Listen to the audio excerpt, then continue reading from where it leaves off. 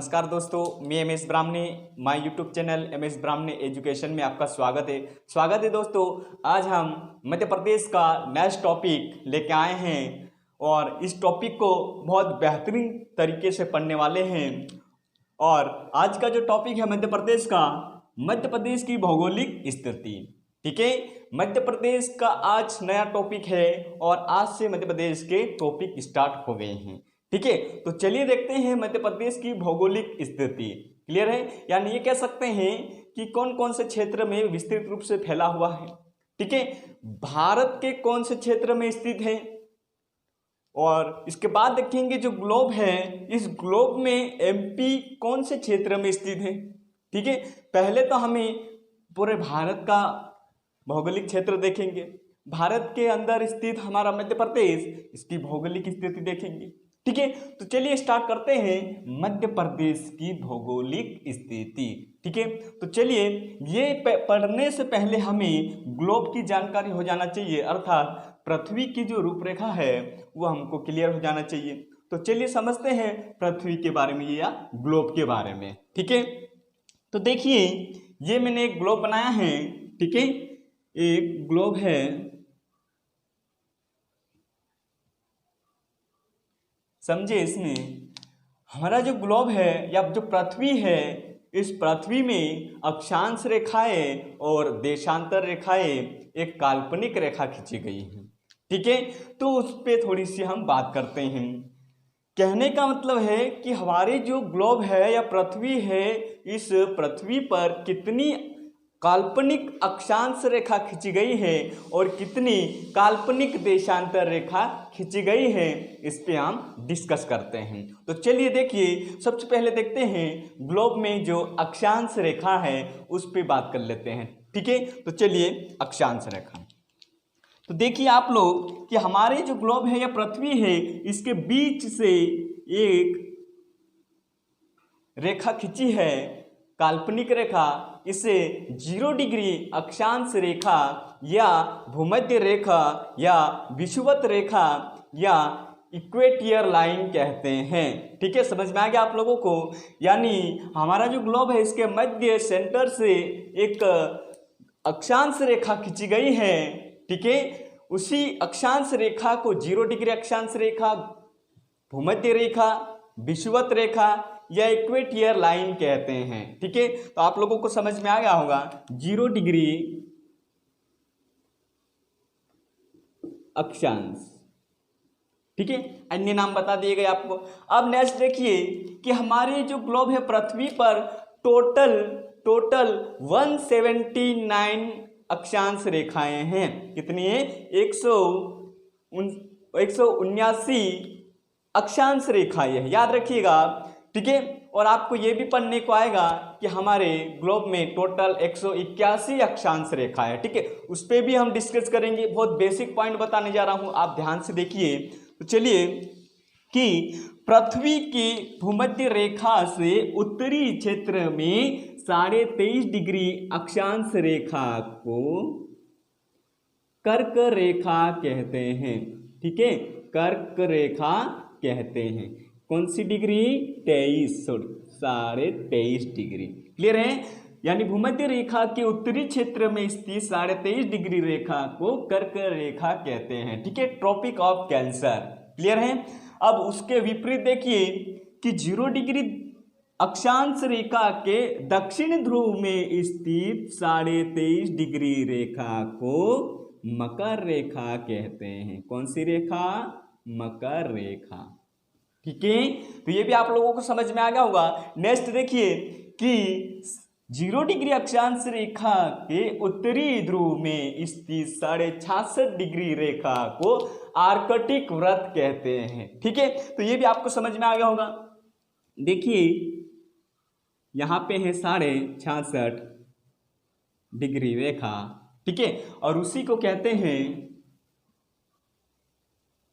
Arctic व्रत। Clear है। अब नेक्स्ट देखिए कि 0 डिग्री अक्षांश रेखा के दक्षिणी ध्रुव में स्थित 66.5 डिग्री रेखा को अंटार्कटिक व्रत कहते हैं। ठीक है, अंटार्कटिक टिक।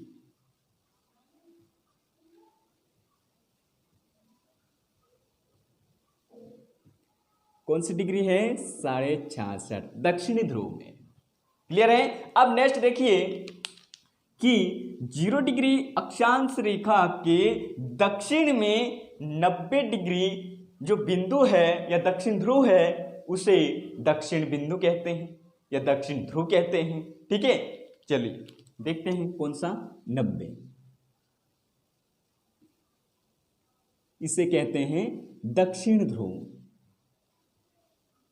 ठीक है, साउथ पोल।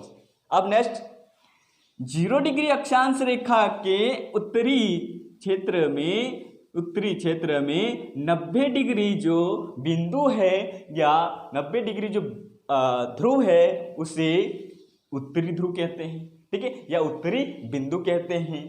क्लियर है। नॉर्थ पोल यानी उत्तरी ध्रुव।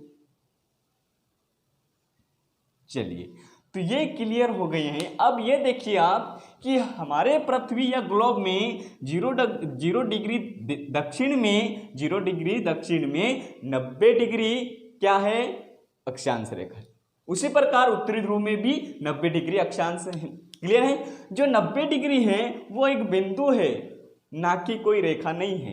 क्लियर है। एक बिंदु, एक पॉइंट है, इसलिए हम इसी अक्षांश को ऐड नहीं करते हैं। आगे समझ में?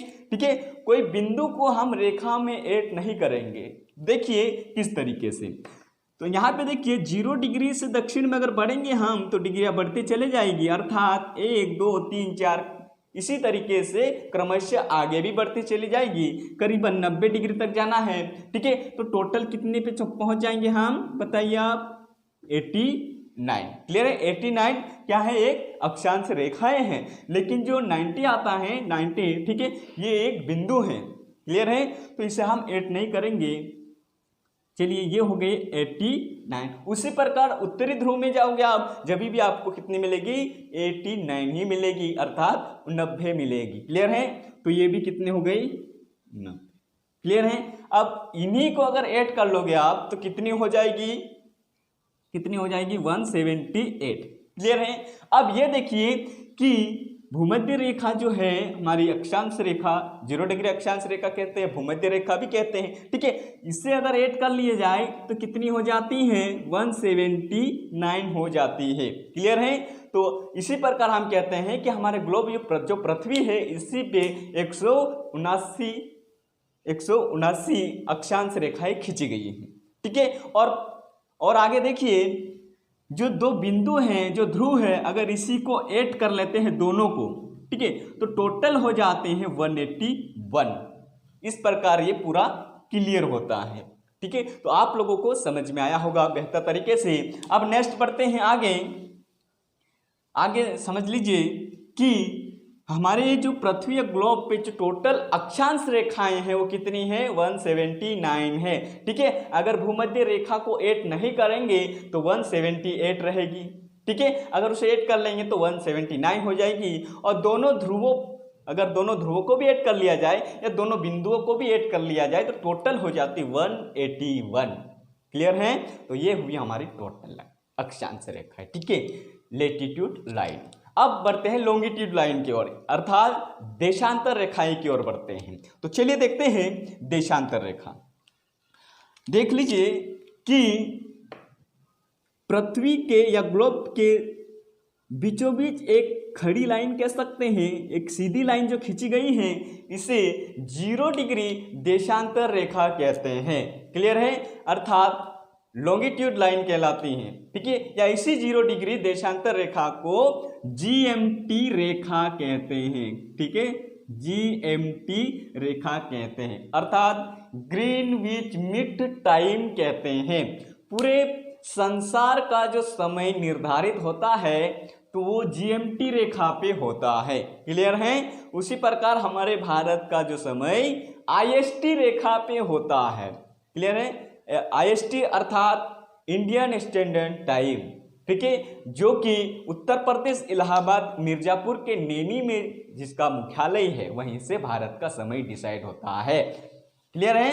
अब जीएमटी रेखा जो कि भारत पूरे संसार का समय डिसाइड होता है, ये यूरोप महाद्वीप के इंग्लैंड देश की राजधानी लंदन के पूर्वी क्षेत्र में ग्रीनविच नामक स्थान है, वहीं पे जीएमटी रेखा का मुख्यालय है और वहीं पे समय डिसाइड होता है पूरे संसार का। और वही पूरे संसार का जो समय डिसाइड होता है उसी समय से हमारे भारत का समय 5.5 घंटे आगे चलता है। ठीक है, तो ये भी आपको क्लियर हो गया है। अब देखिए नेक्स्ट कि 0 डिग्री देशांतर रेखा पृथ्वी को 2 गोलार्ध में बांट रही है। ठीक है, अब नेक्स्ट देखिए कि 0 डिग्री देशांतर से पूर्वी क्षेत्र में टोटल 180 देशांतर रेखा है। उसी प्रकार पश्चिमी क्षेत्र में बढ़ोगे तो पश्चिमी क्षेत्र में भी 180 देशांतर रेखा है।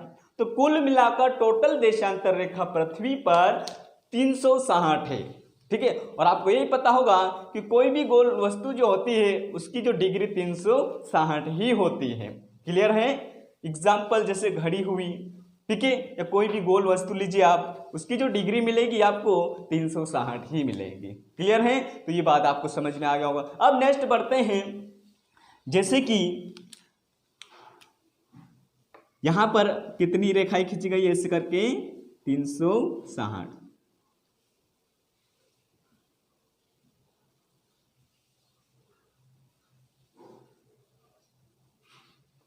ठीक है, तो ये आप लोगों को समझ में आ गया होगा। अब बात करते हैं नेक्स्ट, ठीक है, कि हमारा जो भारत है वो इस ग्लोब में कहां पर स्थित है। ठीक है, इस पे थोड़ी सी बात कर लेते हैं। तो चलिए देखते हैं हमारा जो इंडिया है, ठीक है, इंडिया का जो पार्ट है या इंडिया का जो क्षेत्र है वो हमारे पृथ्वी पर देखिए कहाँ पर स्थित है। ये भूमध्य रेखा है और इसके उत्तरी ध्रुव में 23.5 डिग्री रेखा को कर्क रेखा कहते हैं। ठीक है, ट्रॉपिक ऑफ कैंसर, और यहीं पर हमारा इंडिया है। ठीक है, देख लीजिए, मैं आपको बताना चाहता हूँ यहाँ पे,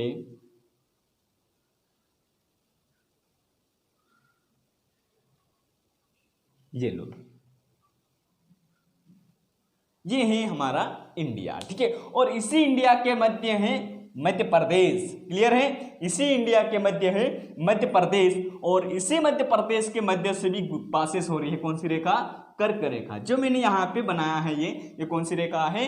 कर्क रेखा। क्लियर है, कर्क रेखा। ठीक है, या कह सकते हैं 23.5 डिग्री उत्तरी अक्षांश।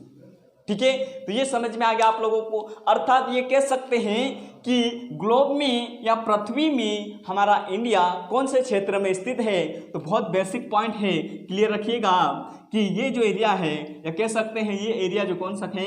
उत्तर पूर्वी। क्लियर है, ये north south east west. Clear है, और ये जो है नॉर्थ ईस्ट है, या कह सकते हैं उत्तर पूर्वी है। तो हमारा जो इंडिया है कौन से क्षेत्र में स्थित है? उत्तर पूर्वी गोलार्ध में स्थित है। ये क्लियर हुआ आप लोगों का। ठीक है, अब ये देखिए आप, जब हमारा इंडिया उत्तर पूर्वी गोलार्ध में स्थित है तो मध्य प्रदेश कौन से क्षेत्र में स्थित होना चाहिए? ठीक है, ठीक है, समझ में आया? आपको समझ में आ गया होगा। अब ये भी देखिए कि अगर इंडिया उत्तर पूर्वी क्षेत्र में स्थित है तो जायज़ की बात है कि हमारा मध्य प्रदेश भी उत्तर पूर्वी क्षेत्र में ही स्थित होगा। क्लियर है, यानी ग्लोब में या पृथ्वी में कौन से क्षेत्र में स्थित है मध्य प्रदेश? उत्तर पूर्वी गोलार्ध में। लेकिन बात आती है कि पूरे इंडिया में मध्य प्रदेश कौन से क्षेत्र में स्थित है? तो पूरे इंडिया में मध्य प्रदेश मध्य में स्थित है, अर्थात सेंटर में स्थित है। क्लियर है, तो ये आपको बहुत बेसिक पॉइंट क्लियर हुआ है। तो चलिए देखते हैं, आप लोगों को समझ में आया होगा। ठीक है, अब बढ़ते हैं नेक्स्ट की ओर, अर्थात मध्य प्रदेश की ओर। ठीक है, कर्क रेखा मध्य में जा रही है, तो आप लोगों को ये क्लियर हो गया होगा।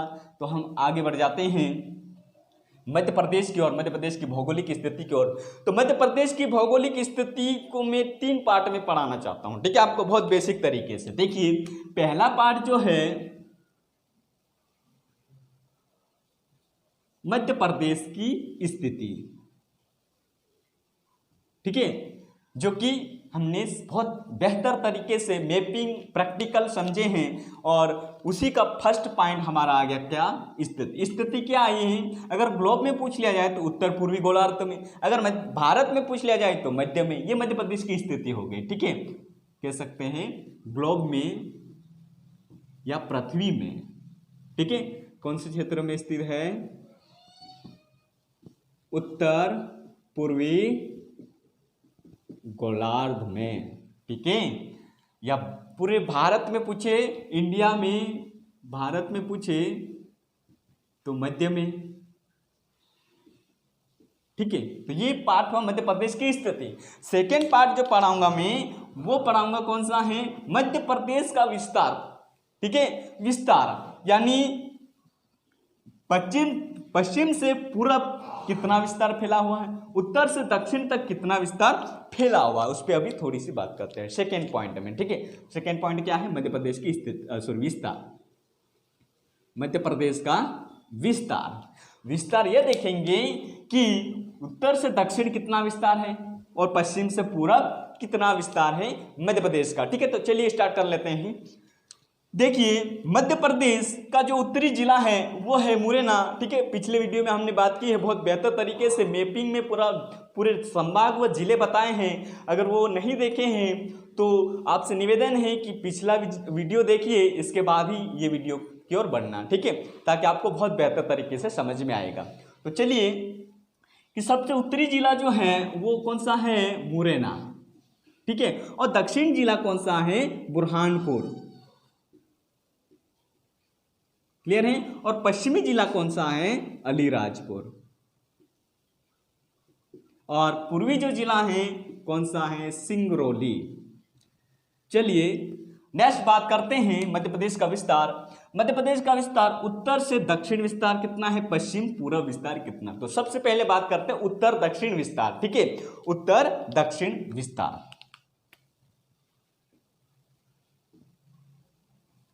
उत्तर दक्षिण विस्तार देखिए कि मध्य प्रदेश का कह सकते हैं कि मुरैना से बुरहानपुर के मध्य का जो विस्तार कितना है, डायरेक्टली बोला जाए तो बीच की दूरी कितनी है, ठीक है, डिफरेंस कितना है बीच का, ठीक है। अगर बहुत बेसिक समझे तो चलिए देखते हैं कि कितने किलोमीटर का डिफरेंस है, ठीक है। तो देखिए उत्तर दक्षिण मध्य प्रदेश का 605 किलोमीटर है, ठीक है। 605 किलोमीटर, किलोमीटर याद रखिएगा, दूरी हमेशा किलोमीटर में ही लेना है हमको, क्लियर है। तो आपको ये पता होना चाहिए कि कहां से, ये देखिए ये लो, ठीक है। अब ये देख सकते हैं कि मुरैना से बुरहानपुर या मध्य प्रदेश के उत्तर से दक्षिण का जो विस्तार है 605 किलोमीटर है, क्लियर है। अब नेक्स्ट बढ़ते हैं पश्चिम पूरब का विस्तार, ठीक है। देखिए पश्चिम पूरब का विस्तार, ये पश्चिम है और ये है पूरब। पश्चिम में अलीराजपुर है, पूरब में सिंगरौली है, ठीक है। अब ये देखिए यहां से अगर हम देखेंगे ये वाला एरिया, तो यहां तक कि अगर बीच की दूरी देखें या डिफरेंस देखेंगे या मध्य प्रदेश का पश्चिम से पूरब का जो विस्तार देखेंगे तो कितना है, लिख सकते हैं हम पश्चिम से पूरब, ठीक है। कितना विस्तार है? 870 किलोमीटर। कितना है? 870 किलोमीटर है। अब ये कह सकते हैं कि मध्य प्रदेश का विस्तार भी हमें बहुत बेहतर तरीके से समझ में आया है, ठीक है। अब नेक्स्ट पॉइंट है, तीसरा पॉइंट कह सकते हैं मध्य प्रदेश का अक्षांश व देशांतर विस्तार। बहुत बेसिक पॉइंट है दोस्तों, याद रखिएगा, मध्य प्रदेश का अक्षांश व देशांतर विस्तार, क्लियर है। लेटीट्यूड और लॉन्गिट्यूड जो हमारे मध्य प्रदेश का है डिग्रियों में मिलेगा, उस पर थोड़ी सी अभी चर्चा कर लेते हैं, ठीक है। तो चलिए देखते हैं मध्य प्रदेश का अक्षांश देशांतर, ठीक है। तीसरा पॉइंट अक्षांश व देशांतर विस्तार, ठीक है। तो अक्षांश व देशांतर विस्तार पढ़ रहे हैं हम, तो इनमें से भी पहला पॉइंट पढ़ेंगे हम ओनली अक्षांश विस्तार, मध्य प्रदेश का ओनली अक्षांश विस्तार पढ़ेंगे, ठीक है। तो चलिए बढ़ते हैं अक्षांश विस्तार की ओर। देखिए यहां पर देखिए जो मैंने बीच की जो लाइन खींची है आपको समझा दिया है, भूमध्य रेखा है, ठीक है। भूमध्य रेखा से देखिए बहुत बेहतर तरीके से समझना दोस्तों, यहाँ पे बहुत डाउट रहता है। देखिए ये कौन सी रेखा है? भूमध्य रेखा, क्लियर है। भूमध्य रेखा के उत्तरी ध्रुव में बढ़ेंगे हम। कौन सी ध्रुव में बढ़ेंगे? उत्तरी ध्रुव में बढ़ेंगे, जब भी हमारा इंडिया का मुख्य पॉइंट मिलेगा। क्लियर है, इंडिया की बात करा मैंने। क्लियर है, इंडिया का मुख्य पॉइंट मिलेगा। देखिए 0 डिग्री अक्षांश रेखा के उत्तरी ध्रुव में बढ़ेंगे जब भी इंडिया मिलेगा। ठीक है, दक्षिण में बढ़ेंगे तो मिलेगा कि इंडिया? बिल्कुल भी नहीं मिलेगा। पश्चिम में बढ़ेंगे तो मिलेगा? बिल्कुल भी नहीं मिलेगा। लेकिन उत्तरी क्षेत्र में मिलेंगे, बढ़ेंगे जब भी इंडिया का मुख्य पॉइंट मिलेगा। समझ में आ गया होगा आप लोगों को। ठीक है, कौन सी क्षेत्र में जा रहे हैं हम? उत्तरी में। ठीक है, लिख दूं मैं यहाँ पे उत्तरी क्षेत्र में। क्लियर है। अब आपको ये पता होगा कि आड़ी रेखा कैसे रखता हूं समझाने के लिए आपको मैं। आड़ी रेखा को अक्षांश रेखा कहते हैं। ठीक है, काल्पनिक रेखा खींची गई है। क्लियर है, एक अक्षांश से दूसरे अक्षांश के बीच की दूरी 111 किलोमीटर है। ठीक है, पॉइंट में भी चलता है 111 किलोमीटर 3-2। ठीक है, यानी 3-2 पॉइंट में चलता है, तो याद रखिएगा। तो ये बढ़ते चले जाएगी, ऐसे करके 90 तक जाते हैं। ठीक है, अब देखिए ये कि 0 डिग्री अक्षांश रेखा के उत्तरी ध्रुव में बढ़ेंगे। ठीक है, तो हमारा इंडिया मिलेगा, तो उत्तरी पॉइंट लिखा मैंने। क्लियर है। अब ये देखिए हम कौन सी रेखा कवर कर रहे हैं? आड़ी रेखा कवर कर रहे हैं, अर्थात अक्षांश रेखा कवर कर रहे हैं। ठीक है, तो मैं लिख दूं उत्तरी अक्षांश। समझ में आ रहा होगा आप लोगों को। ठीक है, बेहतर तरीके से समझना आप लोगों को। ठीक है, नेक्स्ट देखिए, जब उत्तर में बढ़ेंगे डिग्रियां बढ़ती चली जाएगी। ये है 0, फिर 1 2 3 4 5 6 यूं करके चली जाएगी बढ़ती हुई। ठीक है, अर्थात हमारी जो मध्य से निकल रही है कौन सी है? 23.5 डिग्री। ठीक है, तो इससे अगर यहाँ देखोगे तो वो भी मिलेगा हमको। क्लियर है, यहाँ 22 मिलेगी, यहाँ 21 मिलेगी। ठीक है, यहाँ पे 20 मिलेगी, 19 मिलेगी। क्लियर है। उसी प्रकार हमारा जो इंडिया का जो दक्षिण वाला पॉइंट आता है जो है इंदिरा पॉइंट। सुना होगा आप लोगों ने, मध्य पूरे भारत का दक्षिण पॉइंट कौन सा? इंदिरा पॉइंट। ठीक है, या उसी को कहते हैं पिगमिलियन। ठीक है, या उसी को कहते हैं सार्सन। क्लियर है, ये हमारे अंडमान निकोबार द्वीप के दक्षिण में, अंडमान निकोबार द्वीप के दक्षिण में निकोबार द्वीप समूह है। उसी निकोबार द्वीप समूह में 19 द्वीप है। उसी 19 द्वीप में से दक्षिण में सबसे बड़ा द्वीप है ग्रेट निकोबार। उसी ग्रेट निकोबार के दक्षिण में 20 किलोमीटर की दूरी पे इंदिरा पॉइंट है। समझ में आ गया होगा आपको। ठीक है, और उसी इंदिरा पॉइंट में हमारे भारत का जो डिग्री मिलती है वो 6 डिग्री 4 मिनट्स उत्तरी अक्षांश मिलता है। क्लियर है, समझ में आ गया। उसके जस्ट और उत्तर में आते हैं। ठीक है, उत्तर में बढ़ेंगे तो हमारे मध्य प्रदेश का दक्षिण वाला जो राज्य है, ठीक है, मुख्य भूमि का दक्षिण वाला राज्य है तमिलनाडु। तमिलनाडु का दक्षिण पॉइंट मिलेगा कन्याकुमारी, या सेकेंड नाम है केप कोमरिम अंतरिप। ठीक है, जहां पे डिग्री मिलेगी 8 डिग्री 4 उत्तरी अक्षांश। ठीक है, तो कहने का मतलब है, समझ लीजिए आप, ये इंडिया का पॉइंट मिला है, यहाँ पे कन्याकुमारी है। ठीक है, यहाँ पे डिग्री कौन सी मिली हमें? 8 डिग्री 4 मिनट उत्तर की ओर। अब जैसे उत्तर में बढ़ेंगे हम, डिग्रियां बढ़ती चली जाएगी। उसी प्रकार हम मध्य प्रदेश तक पहुंचने में, यहाँ तक पहुंचने में हमें कितनी डिग्री मिलेगी? 21 डिग्री 6 मिनट्स उत्तरी अक्षांश। क्लियर है, कितनी डिग्री मिली? 21 डिग्री 6। बेसिक पॉइंट है, बहुत बेसिक तरीके से समझेगा आप। ठीक है, कितनी मिली है? 21 डिग्री 6। अब मैं लिख सकता हूं यहाँ पे 21 डिग्री 6 मिनट्स। आ गया होगा आप लोगों को समझ में। ठीक है, 21 डिग्री 6 उत्तरी अक्षांश से लगा दिया हूं। बहुत बेसिक पॉइंट याद रखिएगा आप। से इसलिए लगाया हूं क्योंकि और उत्तर में जाना हमें।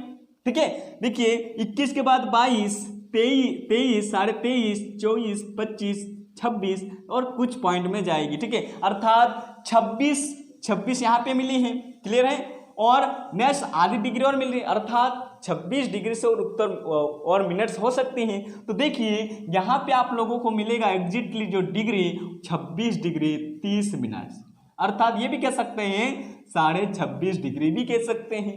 ठीक है, तो ये कह सकते हैं कि 26 डिग्री 30 उत्तरी अक्षांश तक। तो ये है मध्य प्रदेश का अक्षांश विस्तार। समझ में आ गया आप लोगों को बहुत बेहतर तरीके से। ठीक है, देखिए अब कैसे कहेंगे?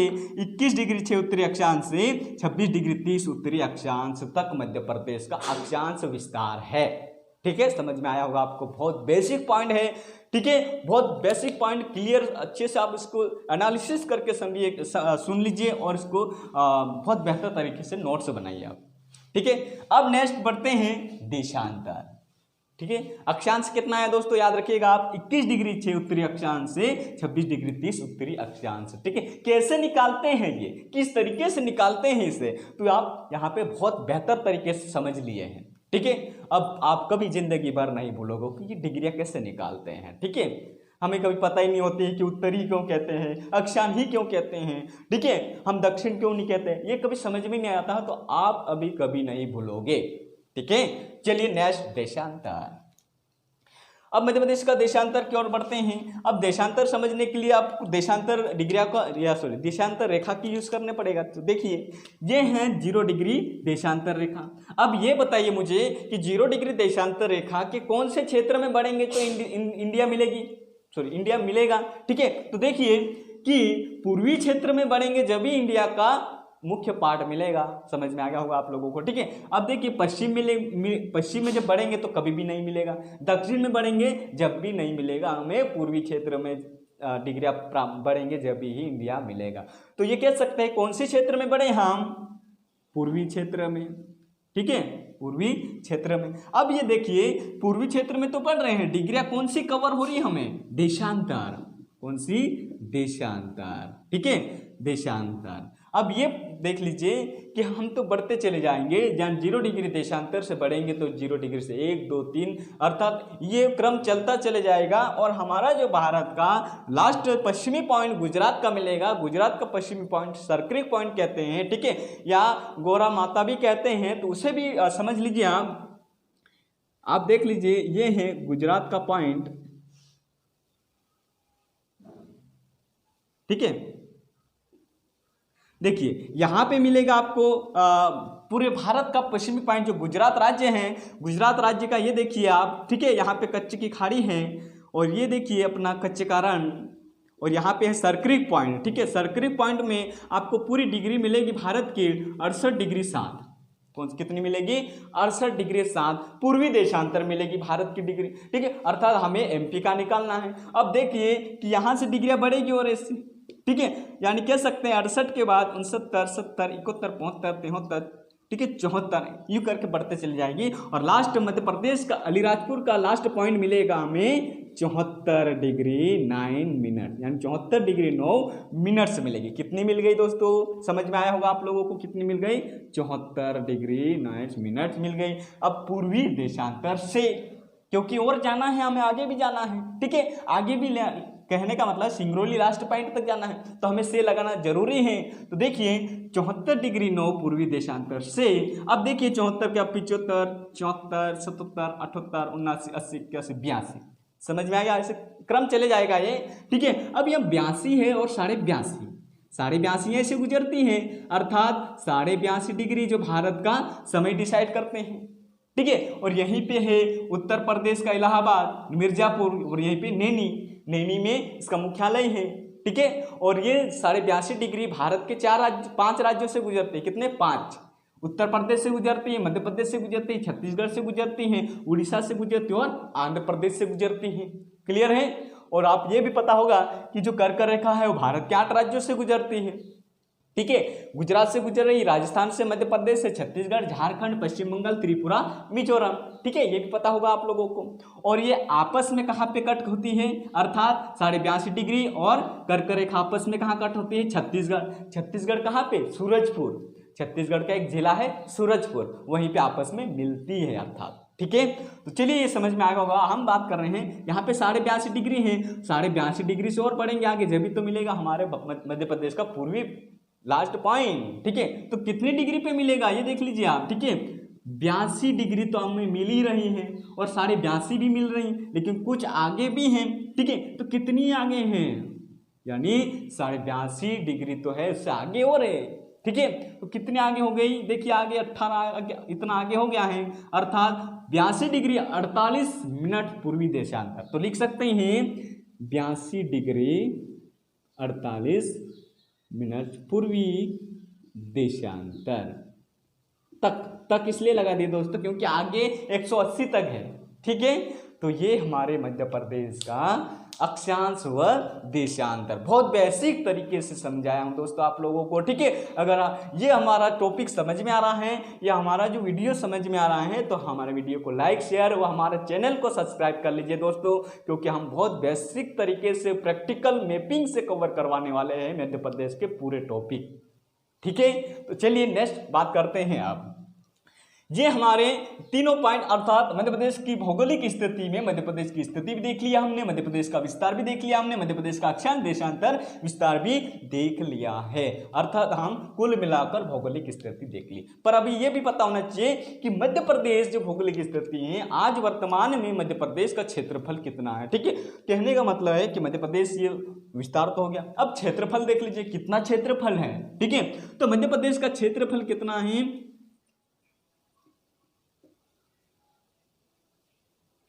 वर्ग